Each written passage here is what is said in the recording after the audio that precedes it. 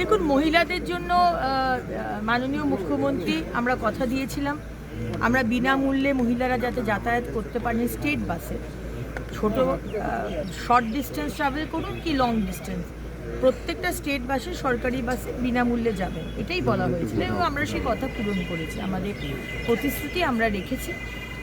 এখন যেটা বললেন সেটাও একটা বিষয়, যেরকম অন্নপূর্ণা যোজনায় লক্ষ্মীর ভাণ্ডারে আমরা দেখেছি। দেখুন, আজকে তৃণমূল তো বহু চুরি করেছে, বাংলার মানুষ 15 বছর দেখলো কত রকমের চুরি হয়, কিন্তু বিধায়করা যে সাইন সই চুরি করে এটা আমরা আবার নতুনভাবে দেখলাম। এবং সেখানে অভিষেক ব্যানার্জি একটি চিঠি এসেছিল সামনে আমাদের সবার সামনে, যেখানে উনি বলছেন যে শোভনদেব বাবুকে করার জন্য, লিডার অফ অপোজিশন, তিনি সাংসদ হিসেবে তো বিধায়কের ব্যাপারে কথা বলতে পারেন না, ওয়েস্ট বেঙ্গল লেজিসলেটিভ অ্যাসেম্বলির ব্যাপারে কথা বলতে পারেন না।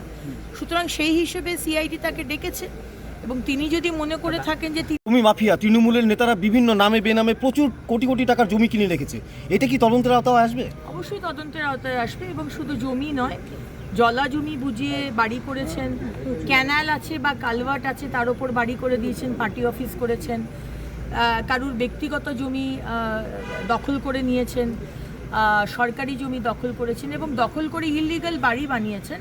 প্রত্যেক ইউএলবিকে জানানো হয়েছে নোটিশ দেওয়ার জন্য, যেগুলো ইললিগাল।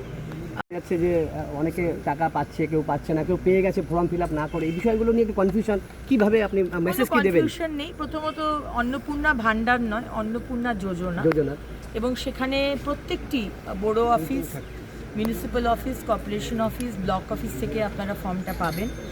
আপনাদের মাধ্যমে আমি আমার মা বোনেদের বলতে চাই যে প্রত্যেক মহিলাকে একটা ফর্ম নিতে হবে না, প্রত্যেক পরিবার একটা ফর্ম নেবে। ওই একটা ফর্মের মধ্যে অনেকগুলো অ্যাকাউন্ট নাম্বার লেখার জায়গা আছে, সুতরাং মাও লিখবে, শাশুড়ি মাও লিখবে, বৌমাও লিখবে, ননদও লিখবে, মেয়েও লিখবে, সবাই লিখবে। ফর্ম শেষ হচ্ছে কারণ মেয়েরা আসছে, মহিলারা, এবং আমরা 2 দিন ধরে এখানেই রয়েছি।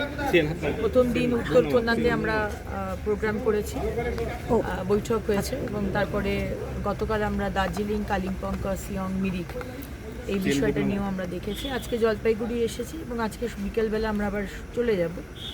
তো জলপাইগুড়ির বিভিন্ন জায়গা, যেখানে সিভেজ ট্রিটমেন্ট প্ল্যান্ট, যেখানে আগের বছর জল জমেছিল, পুরো ডাম্পিং গ্রাউন্ড যা যা আছে সেই বিষয়গুলো আমরা আজকে